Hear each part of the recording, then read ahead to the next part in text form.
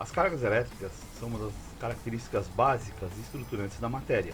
Como é bem conhecido, cargas iguais se repelem, cargas diferentes se atraem e todas agem pelo inverso do quadrado da distância. Quanto mais longe, menor é a força. O médico britânico William Gilbert, em 1600, escreve o primeiro tratado sobre o magnetismo. Já na eletrostática, temos o desenvolvimento da garrafa de Leyden e os trabalhos de para-raio de Franklin. Joseph Priestley é o primeiro a pensar que a força entre cargas se dá pelo inverso do quadrado das distâncias.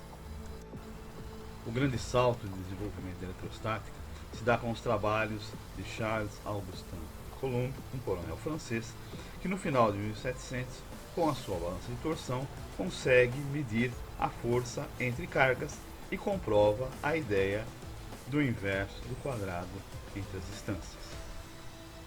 A força entre cargas é diretamente proporcional ao valor das cargas e inversamente proporcional ao quadrado das distâncias entre elas. Também devemos considerar uma constante adimensional K, onde está apresentado a permissividade elétrica, o ε0. ε0 é 1 sobre 36π, 10 a menos 9 Faraday por metro. A força entre duas cargas é igual ao produto das suas cargas dividido por 4π ε0 vezes a distância ao quadrado entre elas. Esta força está alinhada entre as cargas e com isso podemos utilizar vetores para poder trabalhar melhor com ela. Então consideramos a carga Q1 a uma distância R1 da origem e também uma carga Q2 a uma distância R2 da origem. O vetor de deslocamento, o vetor de distância entre R2 e R1, ou seja, R12, é o vetor de distância que devemos considerar no cálculo do quadrado das distâncias.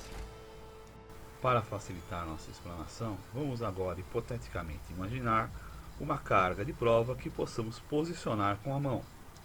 Também consideremos toda a carga vermelha como sendo positiva e a carga azul como sendo negativa. Aqui podemos observar que quando aproximamos a carga de prova da carga positiva, uma flecha, um vetor, apontando para fora, aumenta de tamanho conforme nós aproximamos a carga de prova da carga positiva e diminui de tamanho quando afastamos.